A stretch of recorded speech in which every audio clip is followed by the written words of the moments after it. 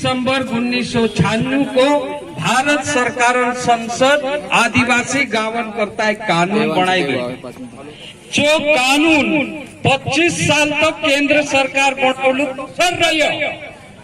आमरी मध्य प्रदेश सरकार कोई भी विचार नहीं पड़ो कि इना कानून का दे आदिवासी इलाका में अमल करने करता तेरो नियम बनाए। लेकिन हिमी कोहने बाजरी आमरू मध्य प्रदेश सरकार कि गांव-गांव में पैसा कानून लागू कर। पैसा कानून पंचायत उपबंध अनुसूचित क्षेत्र पर विस्तार अधीन कत्यार लागू करने तारीख भी आपको 16 नवंबर दाहड़े बिरसा मुंडा जन्मदिन से तीने दाहड़े गठो पैसा कानून में लागू करने बाजी काय छे कानून यो छे कि गांव के भीतर आने वाला सामुदायिक संसाधन धारा 4 ख के तहत पूरा गांवों पर तीन गांवन ग्राम सभा नियंत्रण रहसे। जहां सारी चुनावार कर से कि ढूरे चार से कि देव मेघ से कि चा सारी तीना खुदरा माछा मार से कि तीना मागोथी जड़ी बूटी लाव से कि चा सारी कथा टेमरून पत्ता लाव से कि फल फूल लाव से तेरो निर्णय लेने अधिकार तीनों गावन ग्राम सभा जोड़ जात।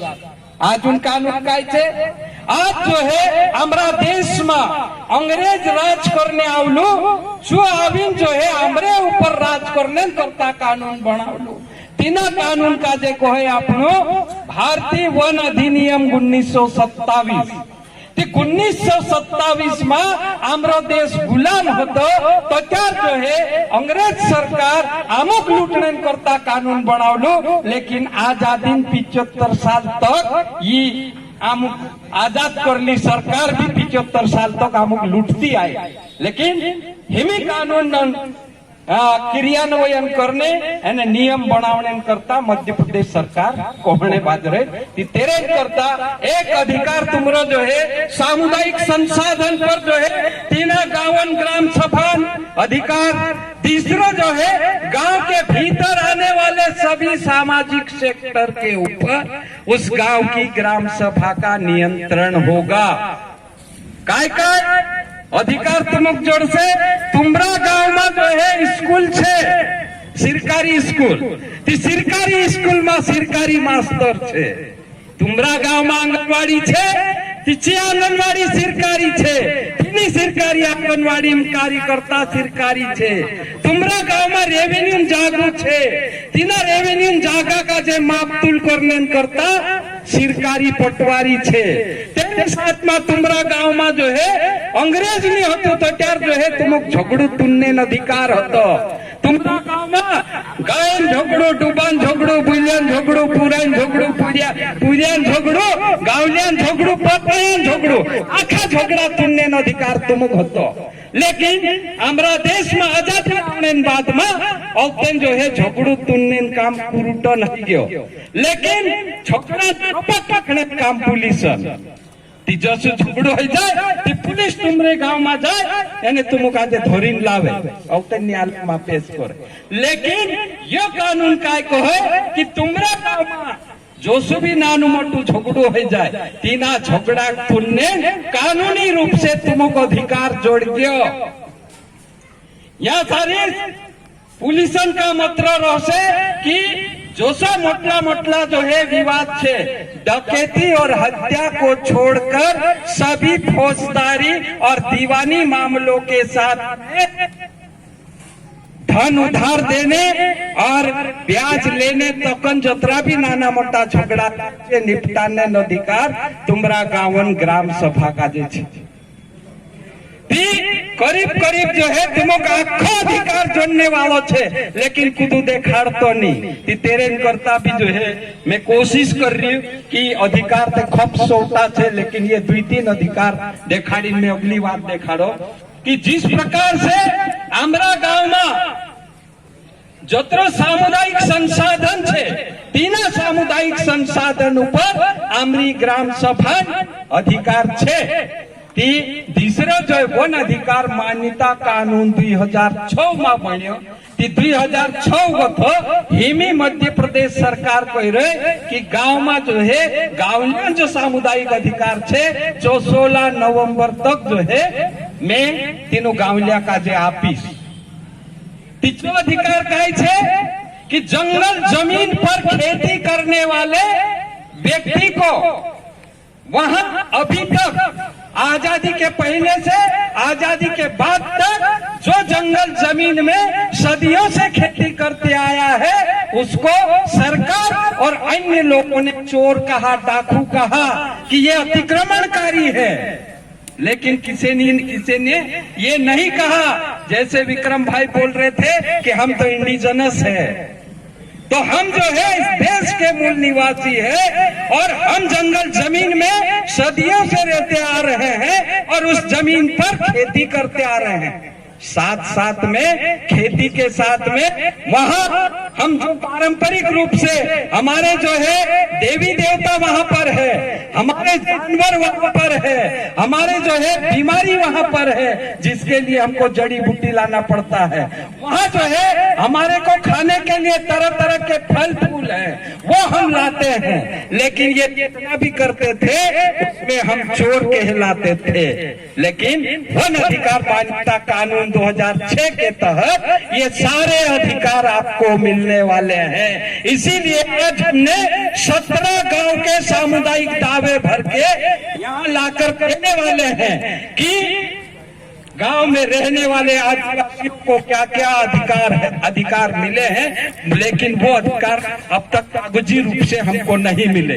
अधिकार के तहत हम उसको वापर रहे हैं। तो ये दो चीज, और तीसरी बात मैं ये कहने वाला हूँ कि जिस प्रकार से हमारे तहसील में, हमारे जिले में, हमारे राज्य में बारी बारी से, अभी मेरे से पूर्व में विजय बता रहा था कि जो है वर्षा समय पर वर्षा नहीं होने के कारण से कई बार किसानों ने खेत में बीज बोया, कई बार बीज सड़ गया, उसके बाद में भी फसल पकने के समय भी पानी समय पर नहीं गिरा, इसलिए किसानों की फसलें नष्ट हुई है। उसके लिए जो है किसानों को जो है मुआवजा दिया जाना चाहिए। साथ ही साथियों मेरा ये कहना है कि भारत सरकार ने आदिवासियों के लिए स्पेशल जो है संविधान में व्यवस्था करी है।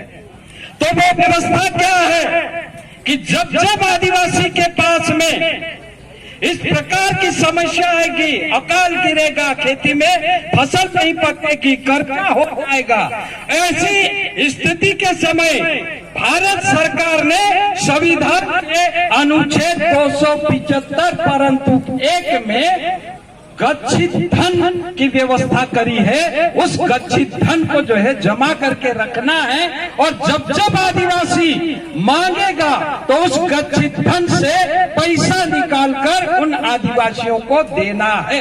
ये संवैधानिक अधिकार है हमारा, हम कोई सरकार से भीख नहीं मांग रहे हैं। दूसरा साथियों, मध्य प्रदेश सरकार ने एक नियम बनाया है कि जब जब आदिवासी किसी चीज को लेकर लाभ कमाने के उद्देश्य से कर्जा लेता है लेकिन उस कर्जे से उसको लाभ नहीं मिलता है, तो ऐसी परिस्थिति में मध्य प्रदेश सरकार का संदिग्ध दायित्व निर्धारण नियम के तहत भारत सरकार के पास में गच्छित धन है, उस गच्छित धन से पैसा निकाल कर जहाँ पर आदिवासी ने कर्जा लिया है वो कर्जा भर नहीं पा रहा है, तो उस आदिवासी के कर्जे खाते में गच्छित धन का पैसा लाकर उस आदिवासी किसान का कर्जा मुक्त कर देना चाहिए। ये जो है दायित्व निर्धारण नियम। साथियों, दूसरी बात हम सबके सामने ये कहना चाह रहे हैं कि इस प्रकार से भारत के संविधान में आदिवासियों के लिए अलग अलग व्यवस्था कर रखी है, तो वही व्यवस्था के तहत आदिवासियों का कर्जा माफ करना चाहिए। आदिवासी की खेती नष्ट हुई, मैं नहीं कह रहा हूं कि आदिवासी की खेती नष्ट हुई। मैं आपका ध्यान भारत सरकार के सांख्यिकी विभाग के सर्वे के अनुसार बोल रहा हूं। भारत सरकार के सांख्यिकी विभाग के सर्वे अनुसार जिस प्रकार से साल भर जब आदिवासी खेती करता है तो एक दिन की कमाई का आकलन सांख्यिकी विभाग ने करके दिखाया कि आदिवासी या किसान जब खेती करता है तो एक दिन में वो 27 रुपए वो कमाता है। तो किसान एक दिन में 27 रुपए कमाता है और नौकरी वाला एक दिन में जो है 1000 से 5000 रुपए, 5000 से 10,000 रुपए दिन की जो है उसकी तनख्वाह है। तो वो भी इंसान है, हम भी इंसान है, वो भी काम करता है, हम भी काम करते हैं। तो ये जो है उनको पैसा ज्यादा क्यों और हमको पैसा क्यों कम क्यों? और अगर जो है हमको 27 रुपए मिल रहे हैं तो क्या हमारी मजदूरी, खेती की मजदूरी बनना चाहिए कि नहीं बनना चाहिए? इनके बराबर मजदूरी मिलना चाहिए कि नहीं मिलना चाहिए? मिलना चाहिए। जैसे आपको सुन के आश्चर्य होगा कि नौकरी करने वाले लोगों को कपड़े धोने तक का जो है पैसा मिलता है, गाड़ी का पैसा, टेलीफोन का पैसा और साथ साथ में कपड़े धोने का। सुप्रीम कोर्ट के लोगों को कपड़े धोने की महीने की तनख्वाह 21,000 रुपए है। और ये मिलिट्री वाले आए ना, इनके अधिकारियों के कपड़े धोने की तनख्वाह एक महीने की 20,000। तो वो झगड़ा कर रहे हैं कि सुप्रीम कोर्ट को 21,000 कपड़े धोने के और मिलिट्री को 20,000 क्यों? हमको भी 21,000 होना चाहिए। तो उनको जो है कपड़े धोने को पैसा है, गाड़ी चलाने को पैसा है, टेलीफोन चलाने के लिए पैसा है, पूरी सुविधा उनको मिली है। तो क्या किसानों को वो सुविधा नहीं मिलना चाहिए? आदिवासियों को सुविधा नहीं मिलना चाहिए? तो मिलना चाहिए तो क्यों नहीं दी जा रही है?